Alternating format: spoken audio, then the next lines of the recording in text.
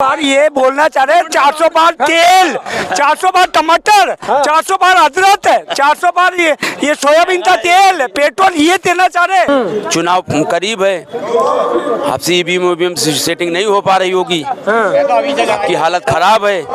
नहीं, अगली बार तो ईवीएम से सेटिंग हो गई थी, इस बार नहीं हो पा रही। इस बार नहीं हो पा रही, परेशान है, इसीलिए तो गली गली घूम रहे हैं वो। ये मोदी जी को है ना सत्ता से बाहर करने के लिए आए हैं। कौन आए? ये सारे मोदी जी का जादू नहीं चल रहा है। मोदी जी का कोई काम गिना दो। अपने हिसाब से हमको 2-3 काम बताइए जो मोदी जी का बढ़िया काम आपको नहीं लगा, ये सब नहीं करना चाहिए। कोई काम अच्छा नहीं लगा उनका, एक भी काम? एक भी नहीं। केजरीवाल ने तो किया है पब्लिक के लिए, इनको मोदी को प्रधानमंत्री लोगों ने बना दिया, तो ये अपना गरीबों के लिए कुछ करें। कोई जिसको मकान नहीं मिल रहा मकान दें, कुछ गैस पे कुछ पैसा कम करें, खाने पीने की चीज पे करें, महंगाई कम करें। अपना जीतते रहे, हम लोगों को क्या करना है भाई? भाई हम लोगों को तो महंगाई से परेशानी है, बेरोजगारी से परेशानी है, और हमको मोदी से क्या दुश्मनी है? कोई दुश्मनी नहीं है। हाँ, बस महंगाई और बेरोजगारी कम। हाँ, बहुत ज्यादा है, गलत काम करेगा, बहुत ज्यादा, बहुत परेशानी है। गलत काम करेगा और जो कोई ज्यादा बोलता है उसको जेल में डाल देता है। अच्छा, ये अरविंद केजरीवाल को जेल में डाला गया, हेमंत सोरेन को, इसको कैसे देख रहे हैं? ये जेल में डाल दिया है। चुनाव करीब है, आपसे ईवीएम सेटिंग नहीं हो पा रही होगी, आपकी हालत खराब है। नहीं, अगली बार तो ईवीएम से सेटिंग हो गई थी, इस बार नहीं हो पा रही। इस बार नहीं हो पा रही, परेशान है, इसीलिए तो गली गली घूम रहे हैं वो। मैं कह रहा हूँ मोदी जी तो गए, मैं अभी गए थे, फिलहाल अभी भी आया हूँ, लेट हो गया थोड़ा। मैं चांदी चौक विधानसभा महामंत्री आम आदमी पार्टी से।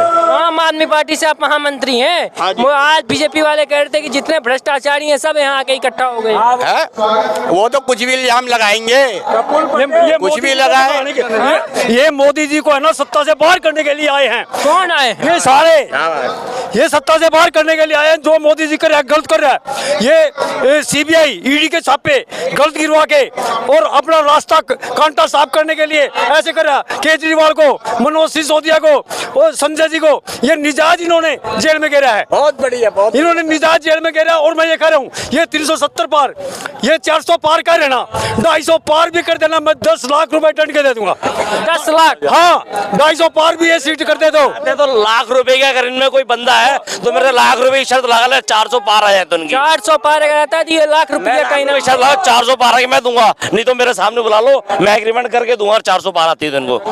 अरे 400 बार ये बोलना चाह रहे हैं 400 बार तेल, 400 बार टमाटर, 400 बार अदरक, 400 बार ये सोयाबीन का तेल, पेट्रोल, ये देना चाह रहे हैं। जनता समझ नहीं रही है। 400 बार सीटें नहीं आ रही, सीटें तो सिर्फ 40 ही आ रही है। 400 बार तो सिर्फ 400 बार तो ये महंगाई तो बोल रहे हैं, 400 बार तो ये बोल रहे हैं। अभी जो सिलेंडर इन्होंने 700 बोला ना, ये 2000 पहुंचे था, और जो अभी तेल सोता आ रहा ना वो 400 बार, ये वो चीज बोल रहे हैं। जनता समझनी चाहिए, जनता तो। आप लोग इस बार आप समझ गए हैं मोदी जी का आप जादू नहीं? मैं तो समझ गया। और आज वो जितने भी मीडिया वाले हैं उनमें कम से कम 80 मीडिया वालों तो मैंने यही चीज समझाई है। और भारतीय जनता तो आप लोग समझ गए इस बार मोदी जी का जादू नहीं चल रहा है। ये जो 400 पार बोल रहे हैं, वो तो चलता है, ये इनकी मार्केटिंग स्ट्रेटजी है, माहौल बनाने का, माहौल बना रहे मोदी। माहौल बनाने में। गाना होता है तेरा जादू चल गया, ये होगा केजरीवाल जी का जादू चल जाएगा। यदि केजरीवाल का बनाई, गठबंधन में सरकार बनाई तो अभी सत्ता से बाहर ही मानो इसको। जो बंदा 370 400 पार के नारे लगा रहा ना, ऐसा सरकार झूठ बोलने वाला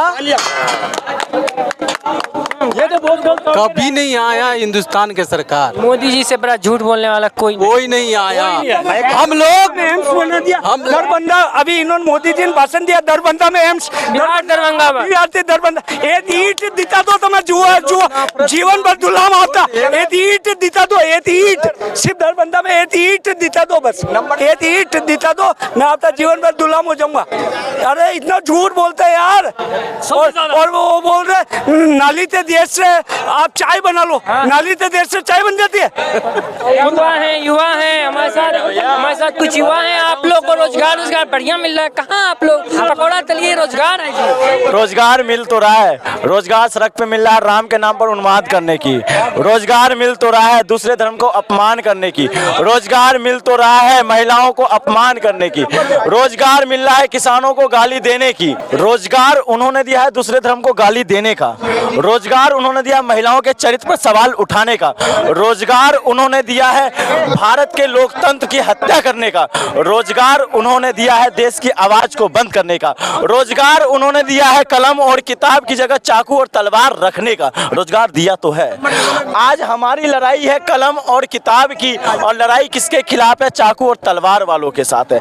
आज हमारी लड़ाई है देश की शिक्षा और स्वास्थ्य को लेकर, और लड़ाई किसके खिलाफ है? उस व्यापारी के खिलाफ है जो व्यापारी देश का खजाना लूटकर अपना खजाना भरने का काम कर रहा है। आज अगर हमारी लड़ाई है तो आज उन तमाम लोगों की है जहां पे इन तमाम अपने मुद्दे के माध्यम से लोगों का शोषण करने का काम करता है। आपको पता है वही लद्दाख का सोनम वांगचुक की बात करना चाहता हूं, जिसने अपने आविष्कार से सेना को उस माइनस के डिग्री में मजबूत करने का काम किया इक्विपमेंट देकर। आज वो खुद ही आंदोलन करने को मजबूर है। अब हम इस मुद्दे पे आते हैं। रैली का समापन हो गया। आज अब जिस रैली से जो जनता जा रही है, जनता क्या मूड बना के जा रही है? क्योंकि चुनाव में मात्र 15 से 20 दिन का वक्त बचा है। 20 दिन में क्या कुछ एनडीए पे कितना कुछ भारी पड़ने वाला है? क्योंकि आज एक तरफ प्रधानमंत्री मोदी मेरठ से शंखनाद कर रहे हैं, आप लोग यहाँ दिल्ली के रामलीला मैदान से, ऐतिहासिक रामलीला मैदान से शंखनाद कर रहे हैं, तो कितना कुछ असर दिखेगा? ये रामलीला मैदान पता क्या किसका इतिहास है? मर्यादा पुरुषोत्तम राम का इतिहास है। इस रामलीला ग्राउंड से राम की नैतिकता और न्याय की जीत होगी, और इसी रामलीला ग्राउंड से रावण की अहंकारी की मात होगी। इसी रामलीला ग्राउंड से जो अहंकार पर विश्वास करने वाले लोग हैं उनको मात देने का काम यही रामलीला ग्राउंड करेगा। मैं कहना चाहता हूं, गांधी मैदान से इंडिया गठबंधन का रैली शुरुआत वाला जो गांधी शांति का प्रतीक है, जो गांधी देश के आवाम का आवाज है, और ये राम जो देश के अंदर प्रजा को सर्वोपरि मानता है, उस राम की जीत होगी। आज इन नेताओं ने, भारतीय जनता पार्टी ने राम का नाम भी अपमान करने का काम किया है। मैं इसलिए कहता हूं, जहां वो उन्माद करते हैं वहां राम के नाम से बच जाते हैं। इससे बड़ा अपमान सनातन के लिए नहीं हो सकता। जहां वो महिलाओं का बलात्कार करते हैं, राम के नाम से बच जाता है। इससे बड़ा अपमान देश के सनातन के लिए नहीं हो सकता है।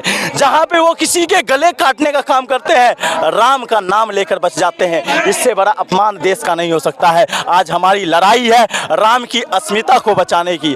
आज अगर हमारी लड़ाई है उस गांधीवाद के देश को गांधी का देश बचाने की, आज अगर हमारी लड़ाई है देश के संविधान बाबा साहब भीमराव अंबेडकर को जिंदा करने की, आज अगर हमारी लड़ाई है भगत सिंह के बलिदान को जिंदा करने की, आज अगर हमारी लड़ाई है सुभाष चंद्र बोस का उस आजाद फौज को आजादी देने की, आज अगर हमारी लड़ाई है देश के आजादी जो 2047 में जो फ्रीडम फाइटर्स मिल रहे हैं उनके जो आजादी, जो उनका जो गुलामों से, जंजीरों से हमें निजात पाया है और फिर से गुलाम मिला जाए, उनके खिलाफ आज हमारी लड़ाई है।